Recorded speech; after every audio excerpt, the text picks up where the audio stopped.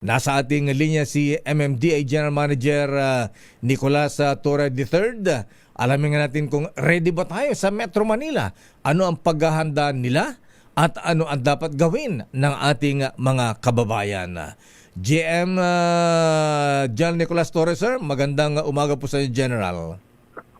Magandang umaga, Sir Dayo, at magandang umaga sa inyo mga tagapakinig. Ayan, GM sir, ayan, ang Metro Manila, ang MMDA, ayan, handa po ba tayo sa ganitong malakas na lindol tulad sa nangyari ngayon sa Mindanao? Ang MMDA po, Sir, ay mayroong Metro Yacal Plus.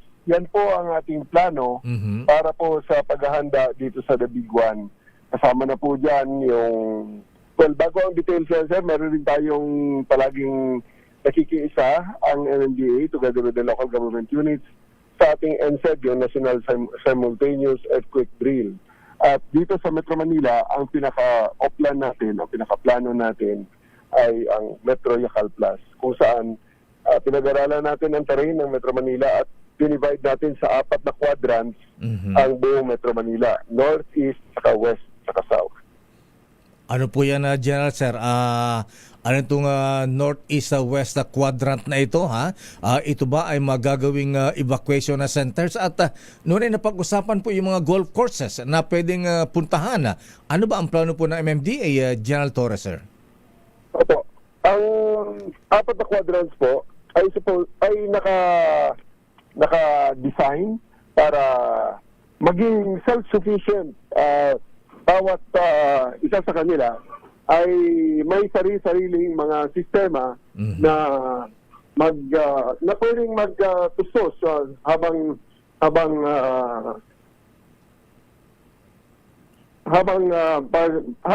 ating mga tao, ang mga personal na rin mobilize. Ayan. Ano-anong mga golf courses na pwedeng puntahan? Halimbawa, mga taga-south, mga taga-norte. Ayan.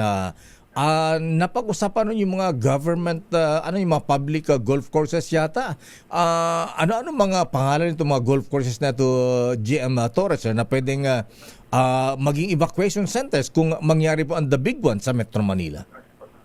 Opo. Ito po kasi, kaya nakuha ang mga nagawa itong mga quadrants na to kasi ang assumption niya yung mga tulay ay mapuputol, mawawala ang connectivity, mawawala ang ating connection. So, yung sa North Quadrant, yan ay, ang cover ng North Quadrant natin ay Quezon City, Caloocan, Valenzuela, Saluan at Mandaluyong. Kaya pag nandito ay sa mga lugar na to, pag nangyari yan, ang evacuation center yan ay yung veterans, yung veterans. Veterans Golf Course. At saka yung UP Diliman. UP Diliman, okay. Kasama rin po dyan yung Quezon Miguel Air Circle. Pwede pong pumunta yung mga tao dyan para dahil dyan ho mag-mobilize at dyan ho itatayo ang mga rescue centers at saka yung mga health, yung mga support facilities para sa ating mga maapektuhan. At dito sa South, okay. Yung sa East naman po,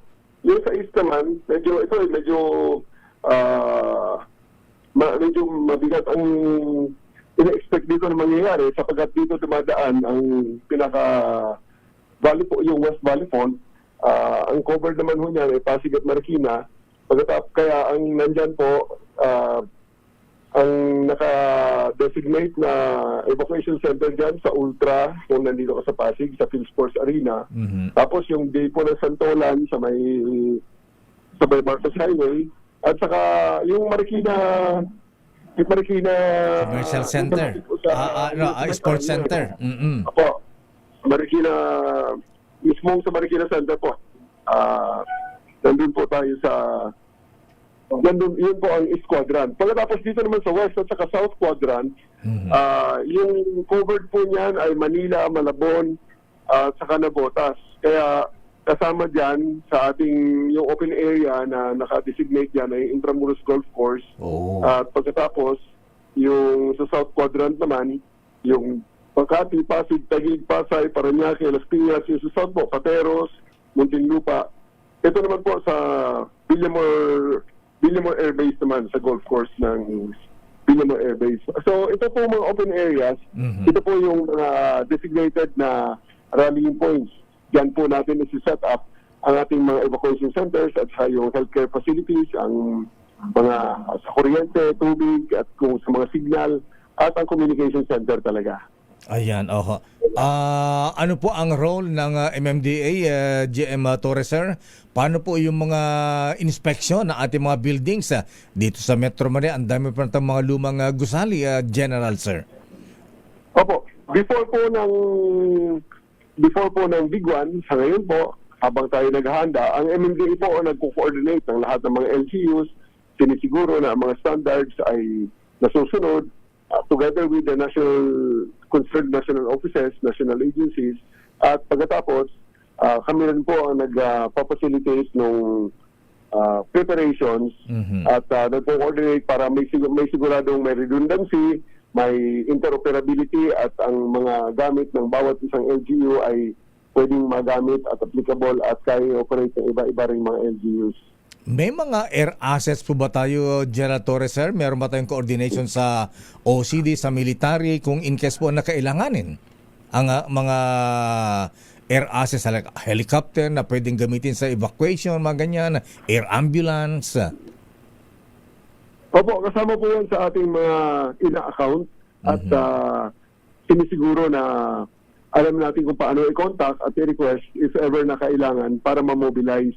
At pagkatapos pati na rin po ang mga private airstrips, private aircraft ay nandun na rin sa ating accounting at pag kinakailangan talaga ay maaari nating i-request ang mga may-ari at magamit para sa public use. Dati po may mga earthquake drills tayo, GM Torres, sir. Ito ba ay wala bang balak MMDA na gawin po ito ulit? Quarterly po yan, sir. Katatapos lang ng isa nating NSED some few months back. Okay. At quarterly po nating ginagawa. At yun nga, hinikayat namin ang lahat ng mga agencies involved, private sectors lalong-lalo na, at lalong-lalo na rin, isa rin sa mga i-emphasize natin, ang mga eskwelahan natin, sapagkat yan po ang mga densely packed na mga buildings pag oras ng klase. Kaya talagang hinikayat natin ng mga involved dyan na talagang seryosohin at talagang gawin na para bang ito ay makatotohanan. Para pagdating ng actual ay talagang alam na at muscle memory na lang, alam na ng mga tao kung paano ang gagawin. At siguro, GM Torres, sir, isama na rin natin yung mga step by steps bang dapat na gawin. Lalo yung mga kababayan natin nakatira sa mga high-rise building, mga condominium. Ang dami po mga high-rise buildings dito sa Metro Manila, GM, sir. Ano kaya ang mga dapat na gawin? Pagka lumindol po ay kayo po ay nasa mataas na bahagi ng mga condominium o mga gusali. Opo, ang una po talaga dyan, duck cover and hold. Palaging huwag kalimutan talaga yan. Duck cover and hold, kahit saan applicable po yan. Duck, hanap ng lugar na mapagtaguan, na hindi ka mahulugan ng mga nakakabit sa bubong. Tapos cover, kung sa tingin mo ay may mga nalalaglag naman sa labas. And hold. Talagang siguraduhin, ang kamay ay dapat sa ulo, pagkatapos kung free ang isang kamay, talagang hawak, huwag matumba dahil yan po ang mga primary causes ng injury sa initial na shocks. Pagkatapos, unang-una po talaga pag kayo ay pumasok sa isang building, alamin po ang safety features ng building, puntahan kung alamin kung saan ang exit, alamin kung ano ang protocols dyan sa building na yan pag halimbawa may nangyari, para pagdating ng tunay na emergency, automatic na po ang ating mga gagawin at hindi na gaano nag-iisip at lalong-lalo na huwag magpanik. At saka yung huwag din natin kakalimutan, GM, sir, yung emergency kits natin, di ba? Di ba yung mga instruction noon na magdala ng maliit na bag, dapat may tubig tayo, gamot, or flashlight, transistor radio na maliit, at saka yung whistle, pito. Ayan, para magamit in case po na tawag nito, ma-isolate sa lindol na mangyayari, maaaring mangyari, Gerald, sir. Opo. Kaya nga noong Lunes, ang MMDA nag-distribute ng go bags. Oh, and go bags. Opo. Ito po ay grab bag natin at ito ay emergency. At ang sabi ko sa ating mga empleyado na nabigyan natin. Sabi kung sinabi na, ito, ang go bag na to, hindi ito binigay para itago nyo lang sa kung saan, ha? Ito ay dapat dala-dala nyo, lalo-lalo sa mga workplaces, at sa mga lugar na kung saan ay maaari kayong abutan ng emergency para ang mga laman nito ay inyong magamit. At yung mga go bags na po yan, ay iba-iba naman ang laman sa bawat isang tao. At pwede natin i-customize yan base sa ating pangangailangan. Huwag kong mag-atubili na i-customize yan. Pati yung mga maintenance medicines, kung kayo may maintenance, dapat nandiyan sa go bag nyo. Ayan, siguro po gawin nating SOP, lalo pa yung mga nakatira sa mga condominiums, ano po, mga high-rise building general, sir. Opo, yung sa mga condominiums talaga, isa yan sa ating mga primary concerns. Ang unang-una talagang dapat isipin nila dyan, yung kanilang mga exit points. At yung building management, yung condominium management, sigurado naman po tayo, meron pong plano yan dahil hindi man ma-aprobahan ang operations yan kung wala silang mga plano at hindi sila nag-comply sa mga requirements ng ating National Building Code. Siguraduhin lang po na familiar sila kung saan ang exit points, kung saan ang kanilang mga evacuation points, at kung halimbawa sa ganitong floor sila, ano ang utos sa kanila, pupunta ba pababa o pupunta pataas? Yun po ang mga dapat masigurado nila para hindi na sila magpanik pagdating ng aktual na insidente. At isang sa palagi kong nire-remind sa ating mga kababayan, subukan nyo po, practicein nyo po. Kasi, halimbawa, sabing, sige, bababa tayo, ikaw ay nasa 40th floor. Bababa ka, makakarating ka ba hanggang 40th floor? Ano ba ang mga, saan ka ba mag-i-stop? Ano ang mga pwede mong magawa? Dahil kung hindi mo rin lang magawa ang plano na ibinibigay sa'yo, edi parang wala na rin plano. Ay, naku, paano yung mga PWD sa general, sir? Ha? Yung may mga sakit, hindi na pwedeng, kasi una, hindi natin pwedeng gamitin elevator. Kailangan sa hagdanan lang pwedeng dumaan. Nakakalungkot kung may mga PWD sa General Torres, sir. Kaya nga, sir, sinusubukan namin, ini-stress test natin yan, pinapractice talaga natin.